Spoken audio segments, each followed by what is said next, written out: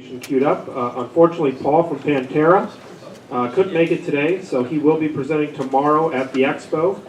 So we have his presentation for tomorrow, but Neil and Matthew will be covering our investing strategies for blockchain and crypto here this afternoon. Matthew? Great. Well, it's very exciting to be here. Thank you very much for all staying through the day. Very exciting day, and some of the things we'll talk about will resonate with messages you've already heard from other speakers. First, let me tell you a little bit about myself. I am a general partner with Nathan in Keiretsu Capital, so we administer all of the funds on behalf of Keiretsu. I'm a direct investor in digital entertainment, electronic commerce, and fintech.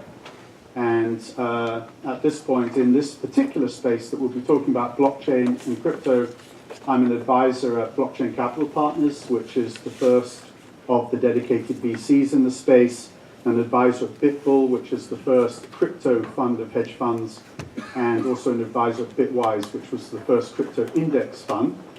And my wife, Alison Davis, who was CFO of BGI BlackRock, the largest investment company in the world, is co-GP in this fund with me, and also is chairman of the advisory board of Blockchain Capital Partners. So this is a space that we've got to know over the last 4 years. A lot of it is because Alison and I are fintech investors. She sits on the board of Royal Bank of Scotland and Fiserv and Unisys. And we, the British government, had asked us 5 years ago to take a close look at blockchain. And we ended up making some bets and getting some involvements in the space. And it is that access that when I come back after Neil of CoinMe speaks, that we'd like to make available to our own community of investors and any of you who want to participate. So what I'm going to do first is I'm going to frame the conversation, and I'm going to do Blockchain 101. And I know at this point many of you will already have read a lot about this space, will know a lot about this space, and some of you may be active investors in the space. But I'm going to do the 101 because as we polled some of you about this session, it was clear that some of you wanted just the foundations reiterated again. So I'm going to do that. And I'm going to then set up Neil, who will come on as the CEO of CoinMe and talk about cryptocurrencies and crypto assets and ICO investing. And then I'll pop up again at the end to talk about our blockchain fund of funds, which is the way that Keiretsu has decided to participate in this space. I have to show you the disclaimer, as I'm sure you're very familiar with. I wanted to start here. These are 25-year returns for various asset classes. And this has been hinted at a number of times today, and different speakers have spoken about this. Over the last 25 years, fixed income, 3% after some costs, unlikely that you created economic value as a fixed income investor. You probably destroyed value. Public markets, 10 and 11% over that time frame. In fact, over a 20-year time frame, it's even a little bit lower. So 10 or 11% is what you should expect in public market investing. Those grey bars are where the vast majority of investors in America invest, as well as in large public real estate, REITs and the like, which also have roughly a 10 or 11% long-term return. So the vast majority of assets of most investors, most family offices, and most institutions that invest on our behalf, pension funds, endowments, and sovereign wealth entities of one sort or another, are in the grey bars. And we heard earlier one of the speakers speak about how this industry at the same time has become very consolidated, and yet at the same time has become very top-heavy in terms of the derivatives and the funds and the vehicles built on top. And to put a sharp edge on that, as an example, we only have 4,000 public companies in America. We have 5,000 ETFs. We have 10,000 hedge funds. And we have 20,000 RIAs and investment advisors who are recirculating and packaging and selling those products. And those fees and fees on fees are part of the reason why it's quite hard to get these types of returns when you're going through those vehicles. And obviously my wife is the CFO and head of strategy for BGI, which launched the ETF revolution, did a lot to take the cost out of those vehicles. But it cannot make sense for the bulk of investors in the world to have the bulk of their money in something that is so overinvested. And in fact, we always know that the weight of capital drives down returns. Superior returns accrue to inefficient, disorganized, and hard to access markets. So it's no surprise that these are the returns. In the red, these are the 25-year US venture capital returns. And this hides a little secret, which is the average VC index, Cambridge Associates, is 28% over that same time frame. But the weight of their capital is late stage. And in fact, if most of you are in venture capital fund of funds, the reality is your money is going into venture private equity, expansion capital, and you're getting about a 12% return, maybe less if you're buying a high-cost fund of funds. A 1 in 10 vehicle might get you something like that. It's the early stage investing that has the dramatic return. And in fact, the 20-year return, this is the 25-year return, the 20-year return for early stage VC is 68% IRR. Now, I didn't put it up because it's a bit of an anomaly, but this makes the point, which is the highest returns in the world are in early stage technology and small cap real estate. But those things are not accessible by the 20,000 RIAs and SEC advisors, and they're not available on the platforms of the large investment companies of America. Not only can Goldman and Morgan Stanley not give you products that focus on early stage, but when they do create products, they commingle a bunch of stuff. And it looks like you're getting early stage, but the reality is, as I said before, you're getting late stage, which in the past we called private equity, which is not a bad investment category, but it's not the one you thought you were buying. In fact, most of the VC fund of funds that we see have a little bit of sizzle. We have a position in Sequoia, and they have an awful lot of filler. And you need to understand that, because 75% of venture capitalists don't get these returns. 75% of venture capitalists destroy value on a risk-adjusted basis. It's only the top quartile that gets these exceptional and better returns.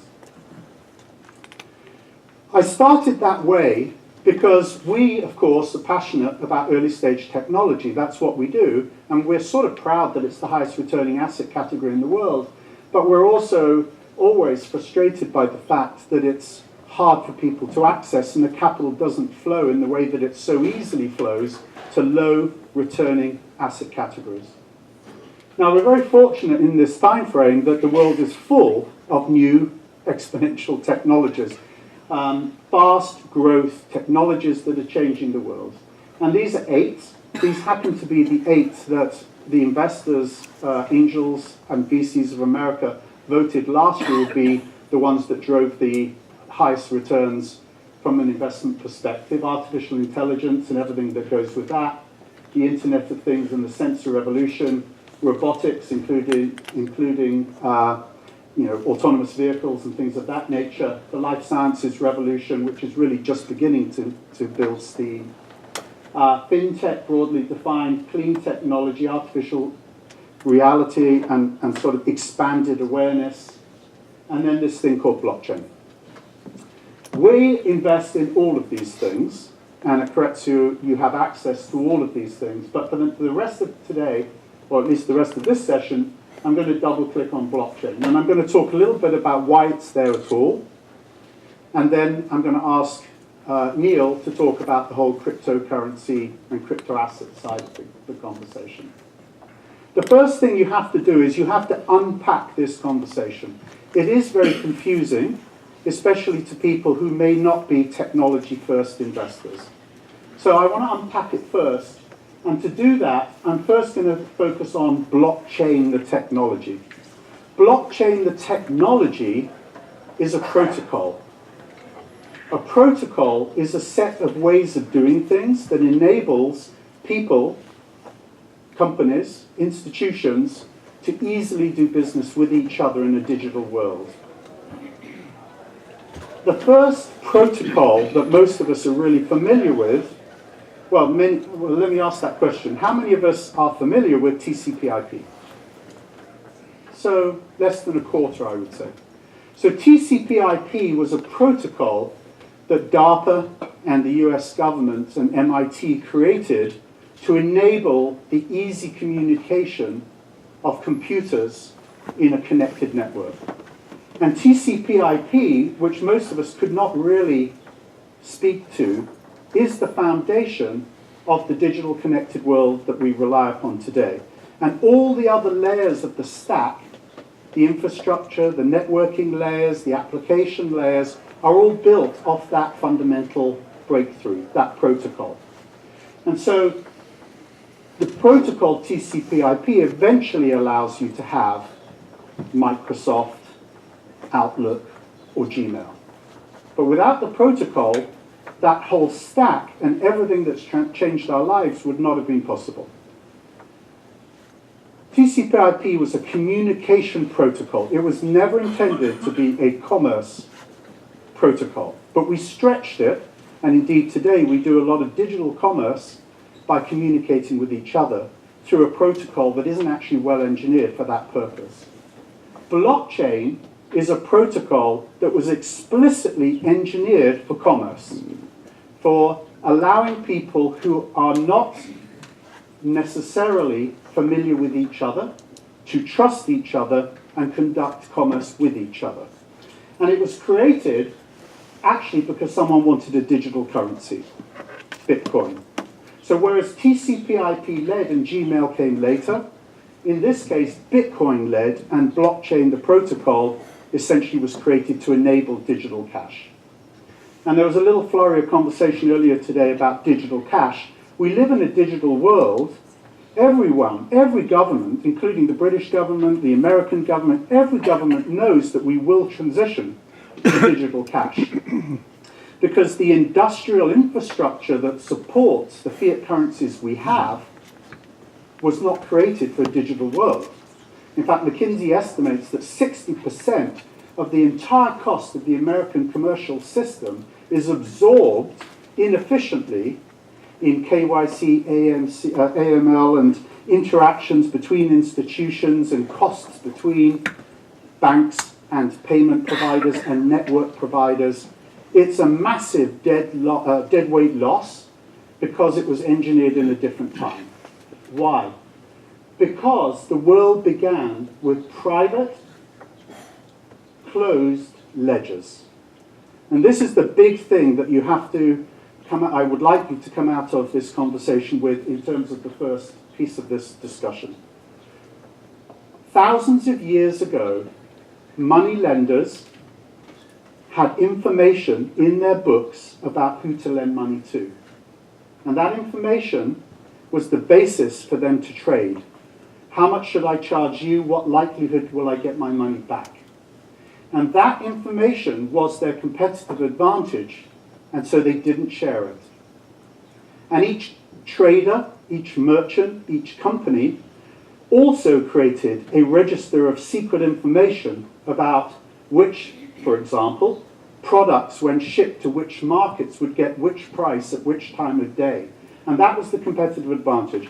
So the world of commerce is built upon the concept of closed private ledgers. And everything we do is built as a result in the same way.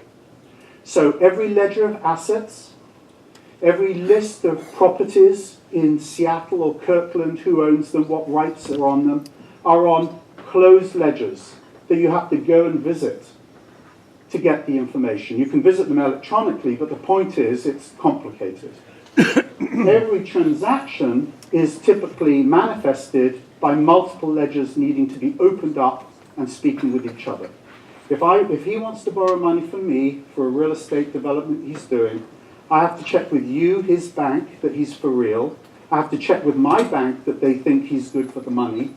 We have to check with him that the property he says he's developing is real. We have to check with the government that he has the permits that he says he has. And all that information has to clear, and all those people take a piece of the cash, put cost into that equation for me to eventually give him money. That is the promise of blockchain. Blockchain enables open, distributed ledgers. They don't have to be fully open. They do not need to be fully distributed, but at the extreme, they can be open distributed ledgers that allow any party to see the same information at the same time at essentially no cost, and simplify that whole transaction process. So that's the big thought of blockchain technology, and that's why the world's leading venture capitalists are piling in and investing in the space, and it's why every large company in the world, according to McKinsey, Deloitte, Ernst & Young, and so on, is exploring this. Now, the second piece is cryptocurrencies, and I'm going to ask and lean upon Neil to spend more time on this. But essentially, as I said already, a digital world needs a digital currency, or digital currencies. Is there 1, 10, 1,000? I don't know. We don't know how many of these things we need as currencies, as stores of value, and as methods for transacting value. And as you'll hear from Neil, there's also this complexity that this is software, so it doesn't just have to be for financial purposes, it can have other capabilities, utilities embedded in it. So we don't know how many of these we need, but we know that we need some.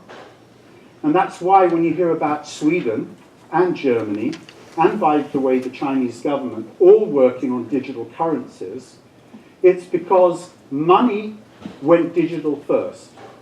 And this is something that we tend to forget, but we digitized the world's money in the 1970s. I worked at McKinsey on the Big Bang in the 80s, and we took all the trading off the floor. So almost all money in the world is digital. We happen to see it every day in paper form, but the weight of money, the value of money is digital. The problem is we don't transact it in real time at no cost for anyone, anywhere. What we actually do is we burdened it with legacy infrastructure so that it's slow, it's costly, and it's actually not reliable. SWIFT, the world's leading money transfer system, routinely crashes and loses transactions. So this is not a trivial point. The infrastructure that we digitalized in the 70s on mainframe architecture still drives the world's financial systems, and it's breaking. And this is another reason why blockchain technology is viewed to be so important and so exciting, because regardless of whether this is the answer, every large bank in the world knows it has to change its infrastructure. They have to. The Royal Bank of Scotland, which used to be Britain's biggest bank, and which my wife is on the board of, excuse the Freudian slip, the whole of the Irish ATM system crashed last year for a weekend. Things like this are happening routinely in the financial system. So, currencies that are digital would allow for the rapid, cost-free, instantaneous movement and storage of money. To the extent to which governments choose to create and support them, it just takes cost and complexity out of the world, but a lot. If they are unregulated and not government-owned, then they raise other potential benefits or costs, depending upon your point of view. And one of them is, already hinted at by Basil, that the Turkish lira just dropped 40% since the beginning of this year. If you were a Turkish family, and some of our members are, your 100 million of wealth just became 60 million in the first few months of this year. If you were Greek, half the money in your bank account got taken out over a weekend a few years ago. If you are Venezuelan or Argentinian or Zimbabwean, you have to run fast with your wheelbarrow of money, because by the time you get to the store, all the prices have got marked up. Hyperinflation, expropriation, these things are routine in the lives of about 4 billion people. So those people get the value of this. Americans, historically, I find, are amongst the people who have most difficulty with this, because we've grown up in a reliable system of finance with a currency that is more or less solid, with the exception of Basil's story, which might imply the future might look different. However, by the time you're one of those 4 billion people, and the Chinese, by the way, are at the extreme of this too, they see the value of this because when they need to move their money, they can't, and they can lose their money overnight.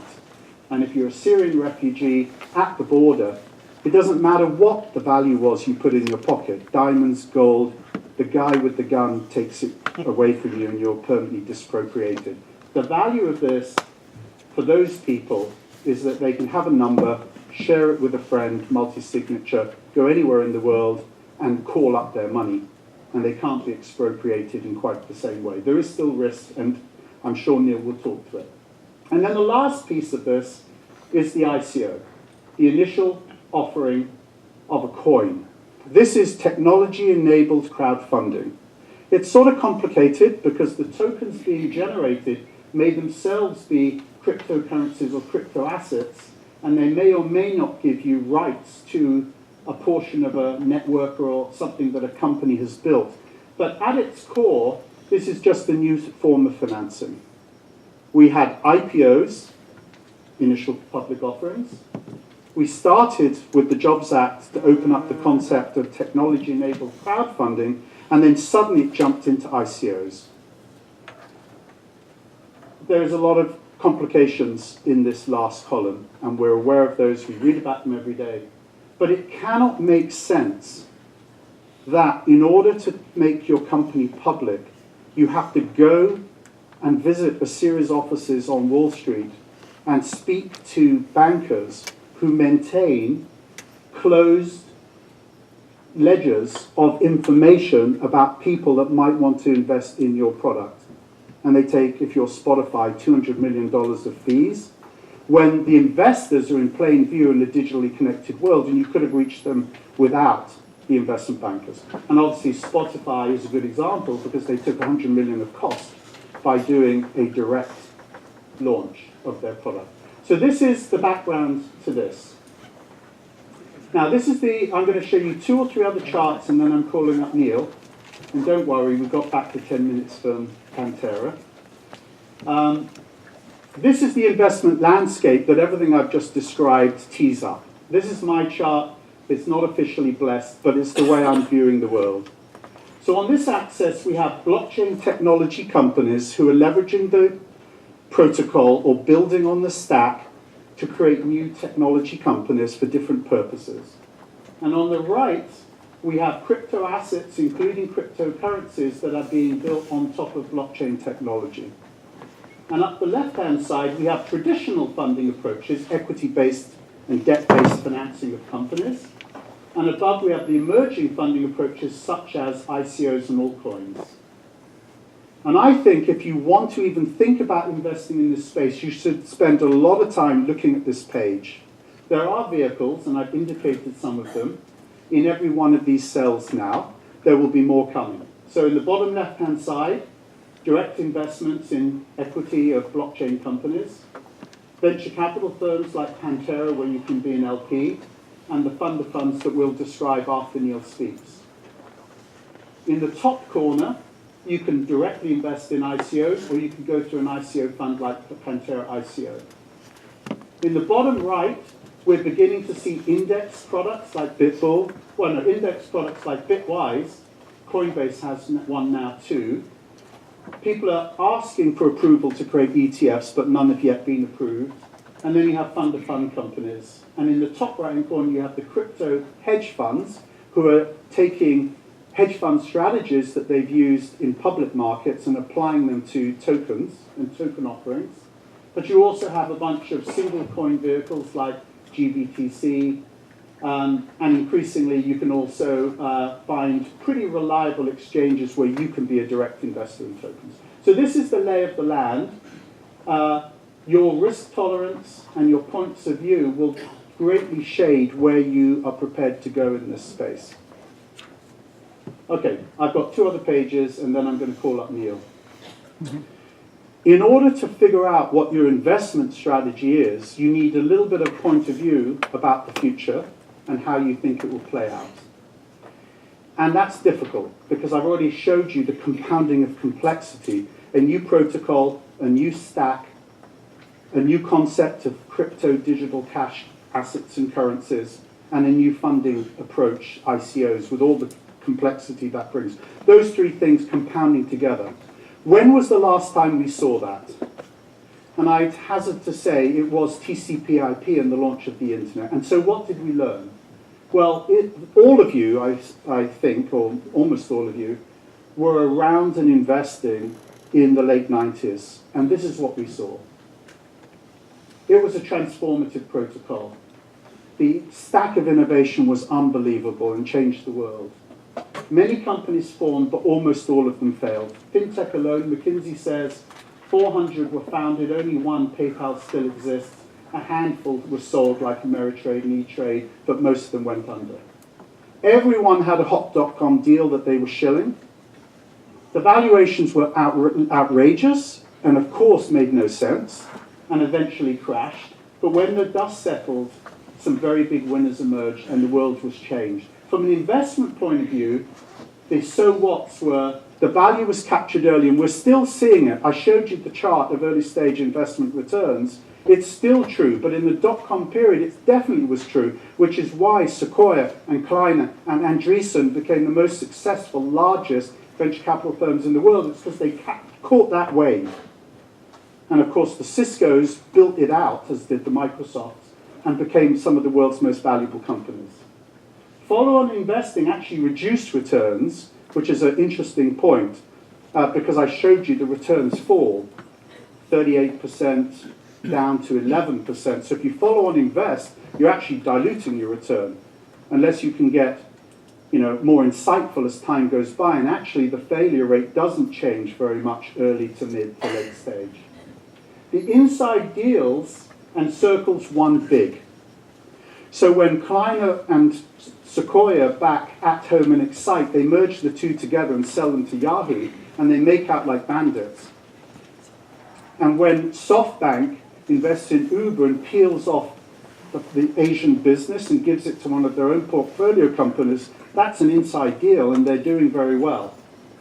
But the vast majority of investors are not in the inside circle. Of 1,000 VCs in America, only about 20 or 30 of them have unicorns in their portfolios. Sequoia has 30. But it drops off really fast, and there's at least 800 or 900 VCs in America who have never backed a VC other than through a follow-on investment. New blue chip investors surfaced, access diminished over time. Important, as family offices, you could have been an LP in Sequoia and Andreessen in 98, 99, but the minimum started rising, and today you've got to have 25 million even to talk to Sequoia, unless you've got a huge amount of value added. There was a flight to quality, and the funds of funds that were created in that time frame did provide access for people that otherwise wouldn't have had it. So I think these are the implications from an investment strategy perspective for blockchain and crypto. Avoid the herd, avoid high valuations. If Telegram's already worth multiple billions, it's not an early stage company, and yet it doesn't even have a sustainable business model. How can that valuation make sense? Avoid publicly shot deal. If they're pinging you, they're pinging the world, and the good deals don't need to do that. Avoid unknown players because of massive adverse selection in the space, which we're seeing. And avoid, well, that's a sub-point, avoid market timing strategies. This is definitely, if you believe this is a protocol, you don't have to rush. You can do a little bit, and build as the whole phenomena builds. So invest in the early stages. You've got to come up with a view on equity v tokens and which, or both. A lot of the deals are hybrid deals. Access the insiders and the insider funds, and that's what I'll come back and talk about in a minute. Getting in early to the emerging stars if you can. Diversify like crazy for the reasons that we already heard today. And I'd like to encourage you to consider quality fund of funds. So now what I'm going to do, we were going to have Pantera come up and talk about their approach. I'll actually take that on when I come back because we're LPs in Pantera. But right now I'm going to ask Neil Bergquist, the CEO of CoinMe, to come up. And he's going to double click on crypto assets, cryptocurrencies, and ICOs, as well as tell you what CoinMe does. And then I'll pop up again to talk about the venture capital investors in the space, who they are, and which ones we have access to. Neil.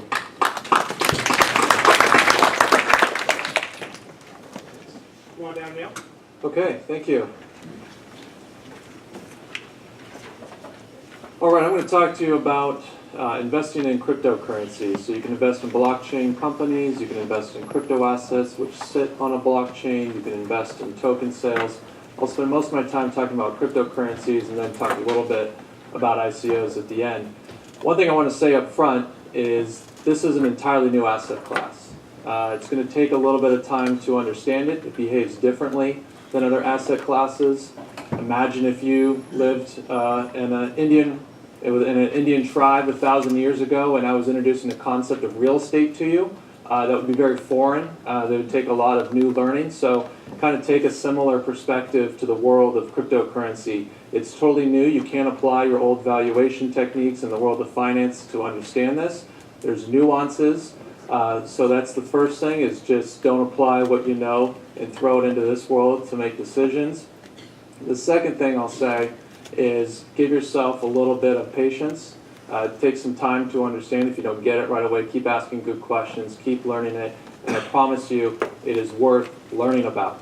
I've been in this space for about 4.5, 5 years. I'll admit I'm a bandwagoner, except the bandwagon I joined was in the fall of 2013 when Bitcoin went from $100 to $1,000. I was running a tech incubator at the time and was just in a fortunate position to jump in and started CoinMe with my co-founder Michael Smyers. Really, we're on a mission to give the world user-friendly access to use cryptocurrencies as a delightful medium of exchange and as a safe store of value. In the U.S., safe store of value might not be as convincing as a value proposition, but given some of the talks earlier, I think we're going to want a safe store of value here in the near future. And then obviously a lot of other emerging countries also would like to have a safe store of value as well. So we started CoinMe. Our first product was a Bitcoin ATM, launched in the spring of 2014. We were the first licensed Bitcoin ATM in the United States. We knew that we weren't going to pretend to be Uber or Airbnb and wait for the regulation to come. We wanted to work with regulators. We lawyered up, taught the regulators about Bitcoin and blockchain early on. They took the time to learn it to their credit, and they ended up issuing us a license, so we became the first licensed Bitcoin ATM. We've grown from there to offer other services. One of them that's relevant today is our Blockchain Advisory Services group. These are people that have been trading cryptocurrencies deep in the space for a long period of time, and now their main goal is just to help you understand it. It's to help high net worth individuals, institutions, middle class working families understand this asset class so that they can participate. The harsh reality is you can't call Goldman Sachs, Merrill Lynch, Edward Jones, you can't go to Fidelity.com, you can't take a position unless you understand the nuances of how to set up an account and load fiat. JR here purchased Bitcoin back in 2011. He was mailing cash to Canada and hoping that the person would then send him some Bitcoin. Obviously, the infrastructure has been built a little bit since then, but it's still not fully integrated into the existing financial institutions. So we're here to help you. We could even do 401ks, IRAs, tax-deferred strategies for digital assets, and you can purchase whatever you want. So that's just a quick high-level on that. So if there's any interest here, feel free to just reach out. We're more than happy to spend the time to help you understand this, because we believe that if we all understand this and participate, we can all rise up. And that's a really important thing, especially being passionate about Seattle and the technology space here. It's important that we understand this and are on the bleeding edge of this, because the reality is it's still the first inning. We have a long ways to go, which might be surprising when you look at this graph to say, really, we're still in the first inning? But yes, back here in January 2013 is where the graph starts, but really Bitcoin, first transaction was in the fall of 2008. And it was really built, assumably out of anger for the financial crisis and there being centralized institutions controlling everyone's money and net worth. I joined the first little burst there in the fall of 2013. Honestly, there was a Bitcoin ATM that opened up in Canada, did like $1.4 million in 30 days. It charged 10%, paid itself off in day 4. I was like, that's a pretty good business. So I've been in it since. And then last year, it's just gone gangbusters. That really has gained widespread adoption. Actually, not even widespread adoption, really just the innovators have been able to adopt it. But a lot of institutional money has jumped into this space. And then it's come down since then a bit for a number of various reasons, which I can get into later on within that space. But the things that you really need to take away is there's a fixed supply of the Bitcoins which sit on the blockchain. There'll never be any more. So really you just do a supply and demand assumptions. And on the demand side, really we're just getting started. There's 9 Bitcoin ETFs that are under review right now by the SEC. The Mt. Gox was one of the biggest exchanges, was hacked, and those Bitcoins were held in a trust, and now they're being sold, and that was a reason why the price has come down significantly. It's because they're just selling massive amounts of Bitcoin from the early stages on the liquid markets, which obviously increased the supply side. There are countries that are now full in on cryptocurrency. In Japan, you can actually get a license from the federal government to be an exchange, to do crypto into your bank. That does not happen in the United States. However, there is enough understanding now where companies can take that risk and do really well. I mean, companies like Coinbase that were started in 2013 now worth 1.5 billion or even more than that, some say. So companies have done really well. Here's a fun little website. Go to 99bitcoins.com, and if I invested in Bitcoin. So here, if you invested $10,000 in Bitcoin 7 years ago, you would have made a 61,000% ROI on your investment. So not too bad. If you invested even just a year ago, you would have doubled your money. I'm sorry I wasn't here a year ago before, but we're here now, and it's important that you understand it now because there's still a lot of opportunity to be had. In large part because a lot of people don't know that there's opportunity to be had. A lot of people are still very confused by it. The mass market is definitely misunderstands. And I understand why, because the PR headlines are very confusing. I hear about this person that made $1 million or $1 billion investing in cryptocurrencies and now wants to buy Puerto Rico and create a crypto island. Then I also hear that this medical system was hacked and the hackers want Bitcoin as ransom. You know, you're just left like, what the heck is this thing? You hear about people getting hacked. Not everyone's a computer scientist. I don't want to be hacked. I would just rather not touch it. There's a big fear factor. In fact, almost 45% of Americans actually don't even know if it's legal or not to buy Bitcoin. That is a gross misunderstanding. So that's why companies like ours are in a really unique position to bring this new technology to market in a way that's safe, compliant, easy to use, and something that people can use in their everyday lives. Just some more data on this. Japan actually on a percentage basis really leads the global market for cryptocurrencies. If you haven't picked up on this already, pretty much anyone who has an internet connection and access to an exchange can join this crypto revolution. It's as simple as that, so it really is a global economy. The United States is a close second, but what's interesting about this graph is actually 47% say I know what it is, but I don't know any of it, or don't own any of it. And then maybe 22%, at least in Japan, 29% in the US, have heard of it and just don't know what it is.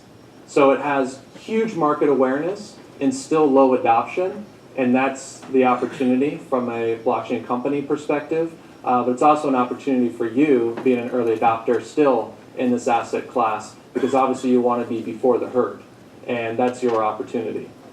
Just high level, we've already heard a little bit about what the heck the blockchain is, what is a digital currency. Just to summarize real quickly, there's a few things that are the key innovations here. One is the innovation of cryptography, which is solving the problem of online trust. And then it's also decentralized, which solves the problem of centralized entities being clearinghouses for transactions, for transfers of value, being decentralized with servers around the world. Those servers are incentivized with Bitcoins, which is part of the algorithm. So they just run, they get rewarded Bitcoins, and they process all the transactions, and no one person owns the blockchain. So now you have a decentralized currency that no country can manipulate with quantitative easing or other methods as well.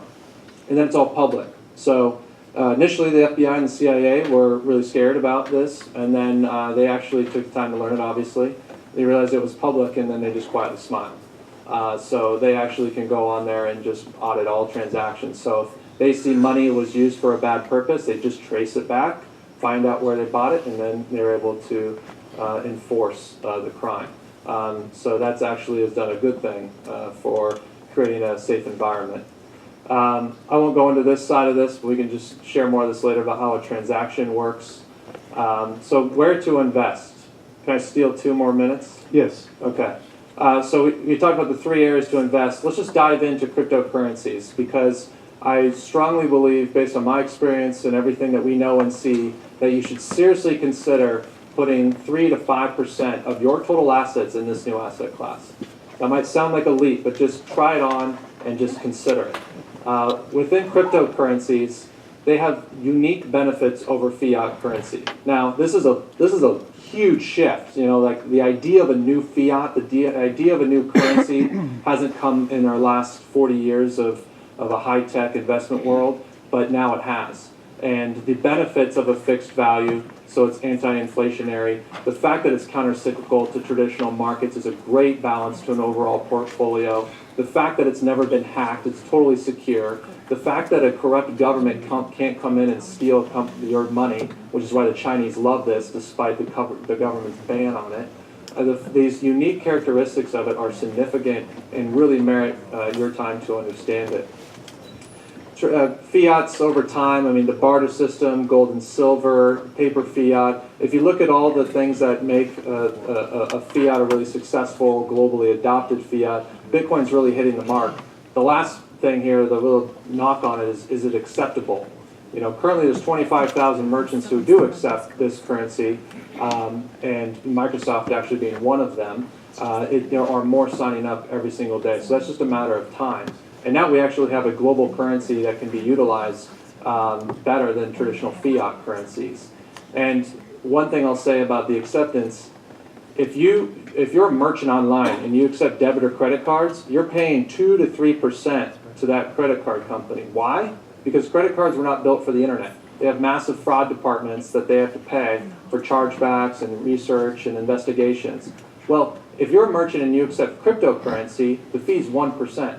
Why? Because there's no fraud department. They're built for the internet. This is digital money. It works. And because it works, the fees are lower.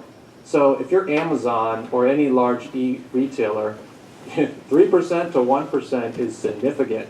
And the fact that cryptocurrencies can solve that problem through technology is pretty fascinating. So it does solve real-world problems, especially in the remittance side of things as well. When you think about the amount of money that moves around through remittances, with companies like Western Union taking 10 to 12%. State of regulation, I won't dive into this too deep. I'll just say that it's safe. There are licensed and compliant exchanges like ours that exist now in the United States. The SEC has formally said that Bitcoin and Ethereum are not securities, so you don't have to work through a broker-dealer in order to take a position in them. Now, when it comes to tokens and ICOs, you know, we'll hear that I haven't seen a token sale that has not been a securities. You'll hear things like that, so be cautious on the ICO token front. But hey, Bitcoin and Ethereum, free game. Just make sure that you're working with a licensed exchange. Returns over the years, I mean, these are just silly numbers. Bitcoin, 536% year over year. Ethereum, 700%. Ripple, 2,000%. We've had employees retire in our company just because they made good decisions. I'm all stock, so we're in for the long haul. But it's amazing the kind of returns that people have gotten. It's being accepted by some huge names. Overstock.com went all in on this back in 2014. They actually attributed increasing their stock price to accepting cryptocurrency, and it's had a fundamental impact on their business. So again, I can share this with you all so you understand it, just the things to take away, and I'll stop after this. Fixed supply, ever-increasing demand. We got ETFs. We have adoption growing around the world with new exchanges, new on-ramps for it. We have utilization within token sales. $10 billion were raised through token sales. More than $10 billion to date. About $6.5 billion this year, about $6 billion last year. I mean, there is a lot of utilization opportunities coming online through these token sales. Now we have banks doing crypto only, and then increasing regulatory support. And that's really the last green light for the large institutions to start joining. So I'll leave it at that. And then if you want to learn more, we can talk about ICOs and other things. More than happy to talk about these things. And I think you're going to be on the cruise as well. Yeah, we'll be on the cruise tonight. And I'm joined by Nathan up here, and then Chris Rowling over here, and then J.R. Willis. So any of us are more than happy to talk more. Thank you so much. All right, thanks. Just give me a little. And then Sure. We're just going to wrap up with Matthew's presentation, and then we'll go ahead and have Neil come up. We'll do some Q&A for a few minutes while we collect the gold sheets. Just a reminder, everybody, if you can finish up your gold sheets on all the presenters from today, or for those of you who are aware in the morning, there is a Keiretsu app that has everything in it. I'll run through that at the very end as well. For those of you who came in late, didn't get a chance to download that. You can also indicate your interest that way. But we will collect all the gold sheets here in about 5 minutes, so if you can finish up checking off any of the folks you have interest in following up with during Matthew's presentation, that'd be great. Thanks, Nathan. So about 3 years ago, we started asking the question, what should Keiretsu Forum's stance be vis-a-vis blockchain? And we are the world's leading early-stage tech investment entity. We needed to have, or we felt we needed to have, access and opportunity in all areas of technology. The challenge, if you remember those 8 exponential technologies, the problem is Bitcoin doesn't come here. We see very few high-quality blockchain, so not Bitcoin, blockchain. We see very few high-quality blockchain companies coming to traditional angel investors and doing traditional rounds. So we thought about what strategy, did we want a strategy, and if so, what should it be for our membership globally? And we were blessed by the fact, as I've already described, that we already had access. So going back to this chart, we decided to focus there.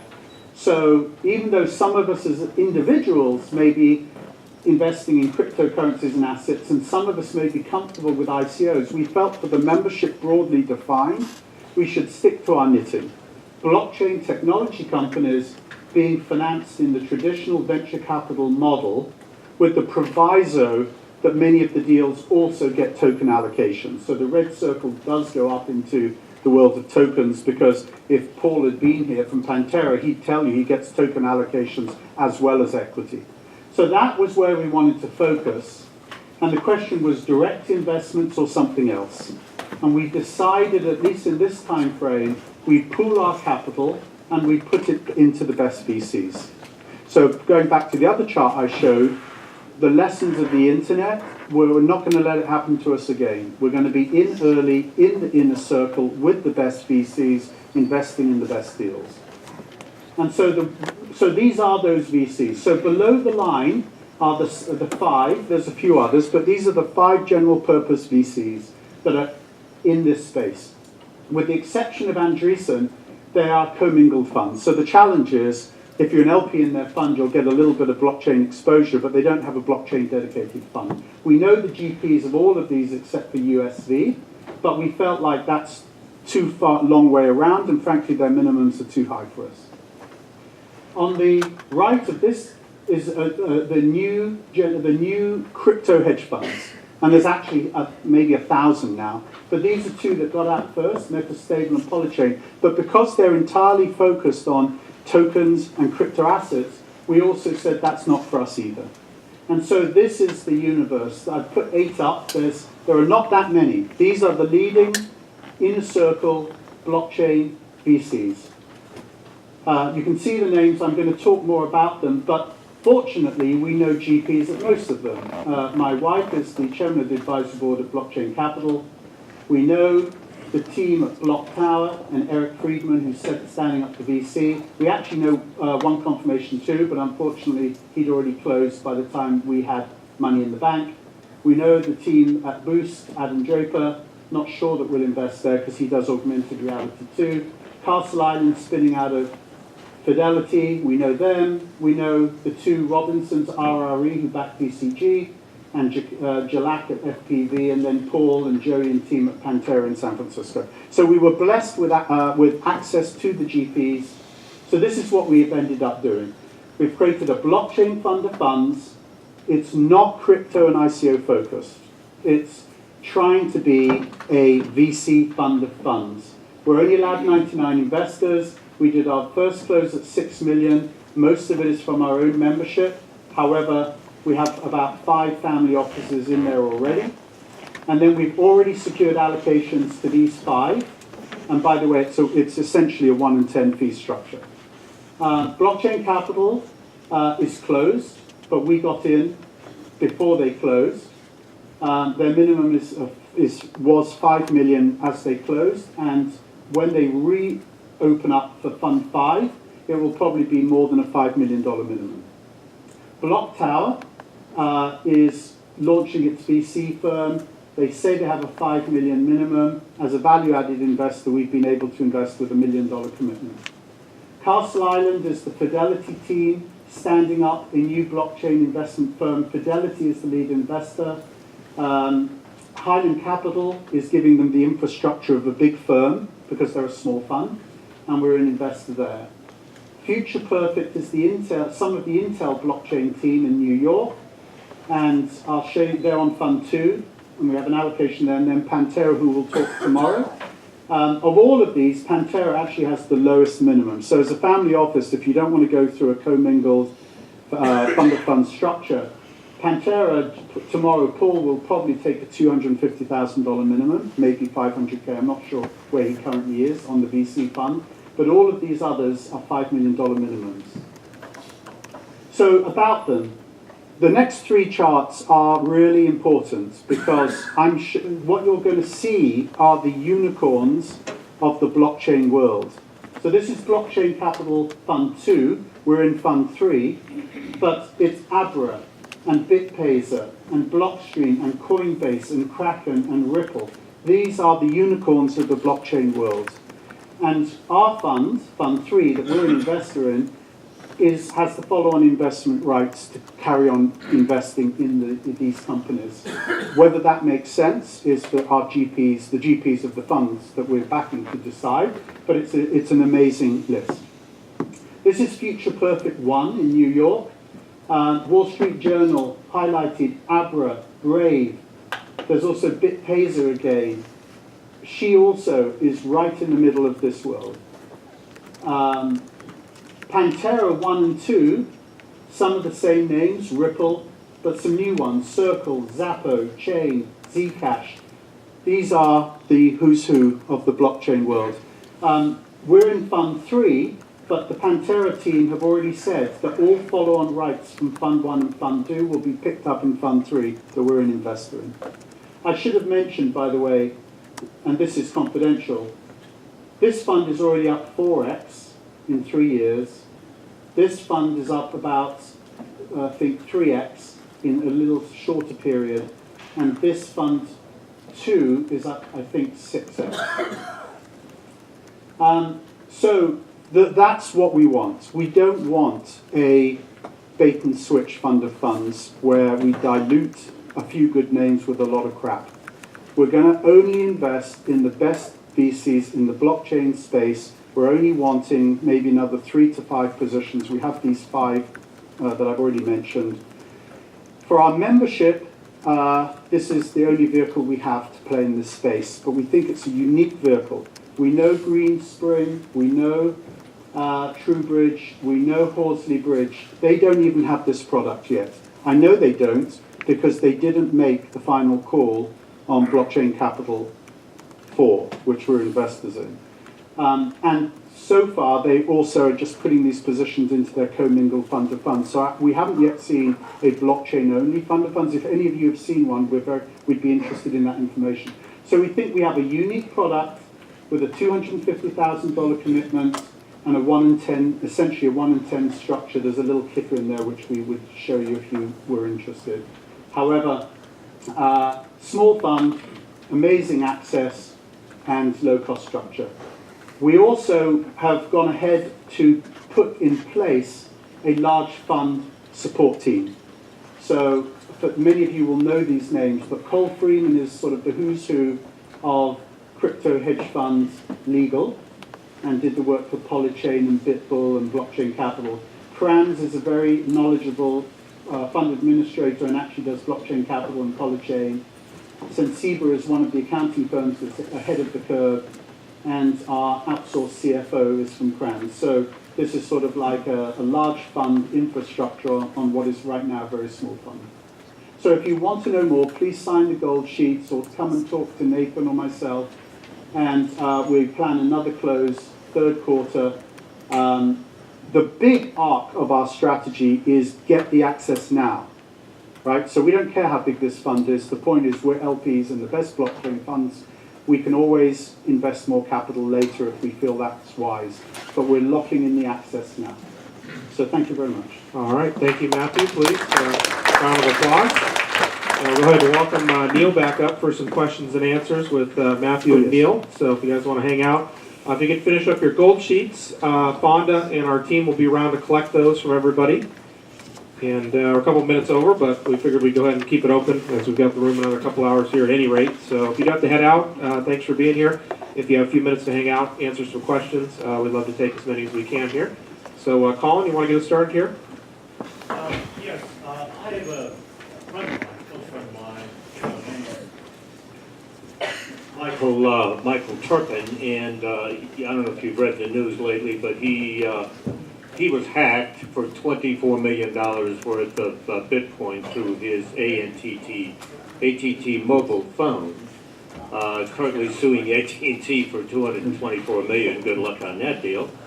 But it opens the end. You know, I have been looking at this industry for quite some time, both at the blockchain level and at the Bitcoin level. More interested in blockchain than Bitcoin at this point. But so the question is, I keep hearing that it's secure, but I keep seeing that it's not.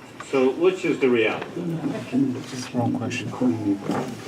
So there's different levels of answering that question. There's the actual Bitcoin itself, which has never been hacked and is very crypto secure. Will it never be hacked? We don't know, but it's designed to be very hard, or if not unhackable. We know that Equifax, Citibank, Target, the world's large institutions are being hacked every day. In fact, you can go to the dark net and hire a person that will get you behind the firewall of any company in the world. So hacking is part of our new world. Bitcoin is incredibly secure. The exchanges, on the other hand, well, there's 1,000 of them, there's 10,000 of them, and a lot of them are Mickey Mouse outfits. So just in the same way as you wouldn't take a lockbox and put all your gold in the lockbox at some Johnny-come-lately bank with low-quality security, you put it in a high-quality, secure, and insured institution. So the same is true in this world of exchanges. And it's a little more complicated than that because there are questions around, and this is more complicated, but who holds the keys? Who has the passwords? And there's multiple types of hacking and scam that could be affected upon you.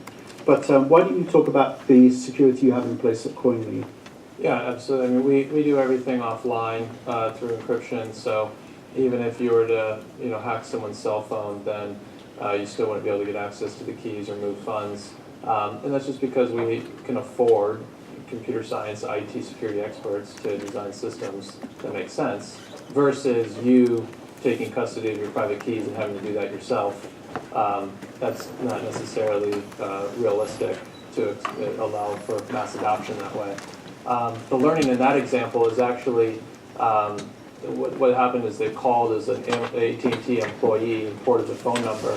So when you log in, you get that text message verification. That text message went to someone else. They got the code. So always use Google Authenticator. So that you can't actually try to port your phone number over to another device. And these cell companies are actually really bad at identifying who's an outsider and who's an internal employee. When porting numbers, surprisingly, yeah, maybe there is a lawsuit there as well. For the fund that we have written into the PPM a 20% allocation for potential co-investments. Right now, Nathan, myself, and Alison don't feel that we are confident enough to be custodians of individual tokens. So right now, that fund will only invest as an LP in other people's funds. So this risk is not present for us. Obviously, our own fund managers have to be very capable in this regard. But I should also mention, because we're in the inner circle, we're getting co-investment opportunities right now from all of our funds. So Pantera, Blockchain Capital, Future Perfect are giving us opportunities to co-invest with them, and we can't take them up because we don't have the capital. So if that's of interest to any of you, and you want to be a small investor in our fund and a direct co-investor in these opportunities, please let us know. Yeah, hi guys. This might be a naive question. Can you hear me? Is this on? Yeah. Okay. So with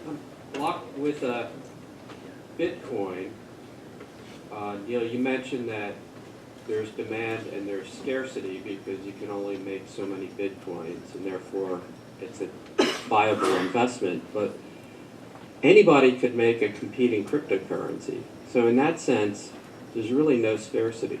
If Bitcoin goes up too much, someone else could come along and create a new cryptocurrency. So how do you answer that question? It's a great question, and this is a safe place. I'm glad you asked. It is fixed supply, and you can't create an exact Bitcoin per se. And you think about what is the durability of Bitcoin, I think the best argument for that is really the fact that it has global market awareness. We've seen, and that's been tested, over the last 24 months, we've seen roughly 10,000 new cryptocurrencies come to market. If you look at the total market cap, it went up to about 500 billion, and Bitcoin was only like 25% of the total cap. So then 75% of that cap was all these new cryptocurrencies. In this contraction, as these new cryptocurrencies have failed for whatever reason, Bitcoin, the prices come down across the market, but Bitcoin's share of the market is now 50%. So it actually just tested out that kind of fear of whether it would actually survive all these new cryptos. And even though Bitcoin's actually not the best cryptocurrency for money transmission because it's slow and inefficient, it still dominates the market. And I think it's because everyone knows it, everyone recognizes, everyone trusts it. It's simple. There's no founders team behind it trying to turn it into some crazy new thing. It's very simple and basic, and I think it's really been resilient because of that. If we had the blockchain VCs in the room, I can tell you what they would say to your question, which is they're not making many investments. They are finding ways of connecting the portfolio companies they have, and they are helping each other get their companies ahead of the curve. So just to use exchanges as an example, there are now thousands of exchanges, but you saw Kraken and Coinbase and Zappo as examples who are on these lists, and they're blessed now by the connectivity. So Ripple was on 2 of these firms' lists. The lead investor in Ripple, Greg Kidd, is also the lead investor in Dorsey at Twitter and Square, and so it's not a surprise. Stripe. So it's Stripe, right? Square.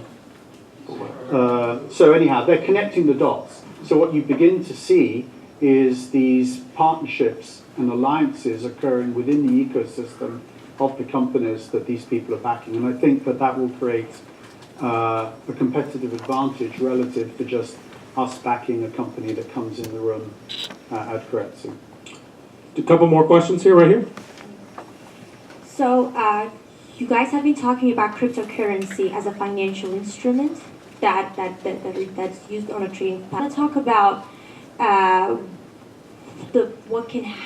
what can happen on a macro level. Do you guys think that there's going to be an internationally accepted cryptocurrency used by the governments for purpose of, let's say, international trade or for floating purposes? Yeah. I think money serves different purposes depending on who's using it. So there's the example of micropayments. Like if you want to give someone 5 cents through the internet, how do you do that? There's no way to do that.